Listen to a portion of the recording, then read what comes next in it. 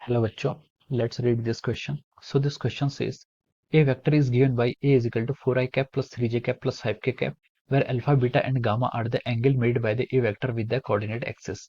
Then match the column first with the column second and select the correct answer for the quotes given below. ठीक है, ये आपका column 1 है और ये आपका कॉलम 2 है और हमें क्या करना है, यहाँ पर मैच द कॉलम यहाँ पर फाइंड आउट करना है। ठीक है, तो देखिए बच्चों, इस क्वेश्चन का जो आपका की कॉन्सेप्ट होगा, इस क्वेश्चन का की कॉन्सेप्ट आपका क्या है, ये क्वेश्चन आपका वेक्टर्स पर बेस्ड है और मोर स्पेसिफिकली बोल दिया जाए तो ये आपका रिजोल्यूशन ऑफ वेक्टर पर बेस्ड है। ठीक है, वेक्टर्स का क्या हमने किया है, रिजोल्यूशन। ठीक है, रिजोल्यूशन ऑफ वेक्टर पर ही आपका बेस्ड क्वेश्चन है, यानी कि हमें यहाँ पर एंगल्स फाइंड आउट करने क्वेश्चन में, तो हम पहले उसके कंपोनेंट फाइंड आउट करेंगे। ओके, तो ये आपका रिजोल्यूशन ऑफ वेक्टर पर बेस्ड क्वेश्चन है।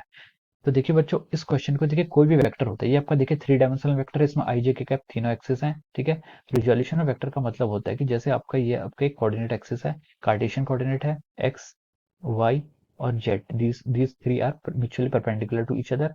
और कोई एक वेक्टर है, मान लीजिए इस वेक्टर को मैं ए वेक्टर बोल देता हूँ, यहाँ पर भी क्वेश्चन में मैं ओ ए वेक्टर डिफाइन किया गया, ये आपका ओ और ये आपका ए वेक्टर। ठीक है, अब देखिए इस कंपोनेंट, इस वेक्टर के क्या होंगे, तीनों डायरेक्शन के अलग कंपोनेंट हो गए। तीनों डायरेक्शन के अलग मतलब, अगर मैं इस वेक्टर का देखिए प्रोजेक्शन दिखाऊं आपको एक्स वाई प्लेन में, ठीक है, this will be the projection, ये आपका प्रोजेक्शन हो जाएगा एक्स वाई प्लेन में।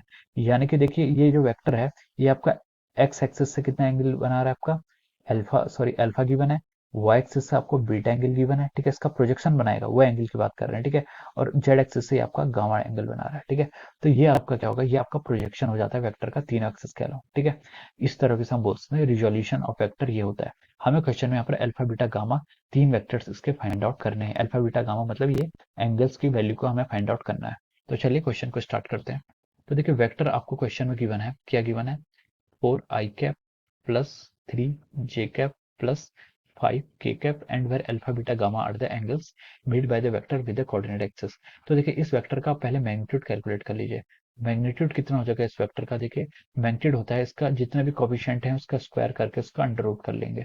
4 square plus 3 square plus 5 square, इस समेशन ऑफ स्क्वायर का अंडर रूट हो जाएगा। ये आपका देखिए कितना हो जाएगा, यहाँ से 4 का स्क्वायर 16, 3 का स्क्वायर 9, 5 का स्क्वायर 25, तो 16 प्लस 9 25, 25 प्लस 25 50, रूट 50 आ जाएगा। ठीक है, रूट 50 से आप इसको 25 को बाहर ले लेंगे तो 5 रूट 2 आ जाएगा। ये आपका वेक्टर आ गया, सॉरी वेक्टर का मैग्नीट्यूड आ गया। वेक्टर को आप कैसे लिखते हैं, वेक्टर की दो करेक्टरिस्टिक होती है, एक उसका मैग्नीट्यूड होता है into product of its direction. इसके डायरेक्शन को मैं ई ए कैप कह रहा हूँ, ई ए कैप या फिर एक आई जे के कैप, आप कुछ भी ले लीजिए, क्योंकि यहाँ पर तीनों कंपोनेंट कहलाऊंगा। मैं यहाँ पर वेक्टर के तीन डायरेक्शंस को ये वेक्टर लिख रहा हूँ। ठीक है, अब हमें क्वेश्चन में पूछा गया कि अल्फा बीटा गामा तीन एंगल्स जो हैं उनकी वैल्यू हमें फाइंड आउट करनी है। ठीक है, तो देखिए हम इसको कैसे लिख सकते हैं, देखिए आपका जो AX होता है, AX कंपोनेंट मतलब एक्स एक्सिस का जो कंपोनेंट होता है, उसको हम लिखते हैं कि आपका A cos L एंगल कितना है, आपका एंगल आपका अल्फा गिवन है। ठीक है, तो हम लिख सकते हैं, देखिए cos अल्फा जो आपका एंगल आएगा उसे हम लिख सकते हैं, देखिए AX डिवाइड बाई A। ठीक है, AX डिवाइड बाई A क्या आ जाएगा, आपका वेक्टर्स का आपका ये आ जाएगा। ठीक है, एंगल आ जाएगा। ठीक है, AX डिवाइड बाई A। ठीक है, इसे हम मोर स्पेसिफिकली लिख सकते हैं AX बाई A। ठीक है, इतना ठीक है। ठीक है, एक्स डिवाइड मॉड ऑफ ए लिखेंगे इसे। ठीक है, क्योंकि एंगल आपका क्या आएगा, एंगल आया आपका, यहाँ पर आपका फाइंड आउट क्या करना है, एंगल फाइंड आउट करना है। ये मॉड इसलिए लिख रहे हैं क्योंकि देखिए एक्स कंपोनेंट है और मॉड ऑफ ए क्या एक नंबर है, तो जो आपका एंगल आना चाहिए वो एक नंबर आना चाहिए, कोई वेक्टर नहीं आना चाहिए, इसलिए मॉड ऑफ ए डिफाइन कर रहे हैं। ठीक है, तो देखिए वैसे सिमिलरली हम ए वाई को डिफाइन करें तो हम ए वाई को देखिए मॉड के टर्म में डिफाइन करते हैं, कॉस ऑफ ये आपका बीटा हो जाएगा। ठीक है, तो यहाँ से आप क्या लिख सकते हैं, cos beta is equal to a y divide by mod of a. ठीक है, और सिमिलरली हम एजेट को क्या लिख सकते हैं, एजेट को हम क्या लिख सकते हैं, मॉड ऑफ ए, ये आपका यहाँ भी मॉड लगा दीजिए। ठीक है, mod of A cos of our alpha beta gamma, ये आपका गामा हो जाएगा। ठीक है, तो हम देखिए यहाँ से कॉस ऑफ गामा को क्या लिख सकते हैं, a z component divide by mod of A.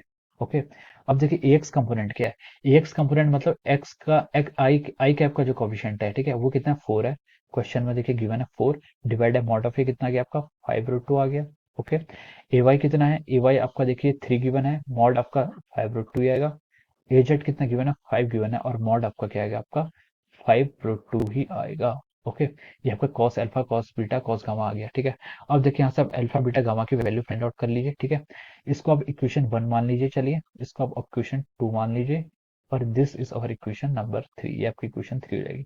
Alpha beta gamma की वैल्यू फाइंड आउट करनी है, तो देखिए अल्फा को क्या लिख सकते हैं हम, देखिए कॉस को धले जाएंगे तो आ जाएगा आपका cos inverse of our 4 divide by 5 root 2, ये आपका अल्फा की वैल्यू आ गई। ठीक है, बीटा की वैल्यू फाइंड आउट करेंगे तो बीटा को हम लिख सकते हैं, देखिए कॉस इनवर्स आपका उधर चला जाएगा, cos inverse 3 divide by 5 root 2, 3 divide by 5 root 2, ये आपकी बीटा की वैल्यू आएगी।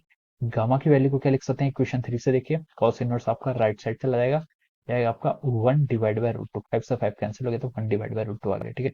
तो हमें अल्फा बीटा गामा की वैल्यू फाइंड आउट करनी थी, तो हम देखिए यहाँ पर से ऑप्शंस को मैच करते हैं। तो कॉस 4 5 ये आपका ऑप्शन 2 में है, देखिए कॉलम टू में मैच करा रहा हूँ, ठीक है। बीटा आपकी वैल्यू है आपकी 3/5 रूट 2, ये आपका 3 से मैच कर रहा है, और कॉस 1/रूट 2 ये आपका 1 से मैच कर रहा है, ठीक है। तो इसका जो पैटर्न आ रहा है वो आ रहा है आपका क्या, 2 3 1 देखिए आपका ऑप्शन बी से मैच कर रहा है, ऑप्शन बी में क्या आपका 2 3 1 है। तो हम लिख सकते हैं कि जो उसका आंसर होगा, आंसर में हम लिख सकते हैं कि आपका ऑप्शन कौन सा आ रहा है, आपका ऑप्शन बी से मैच कर रहा है, ठीक है। Option B will be the correct answer of this question, ठीक है। कितना हो जाएगा आपका, option B is the correct answer of this question. So I hope you all understood this concept, all the best and thank you so much.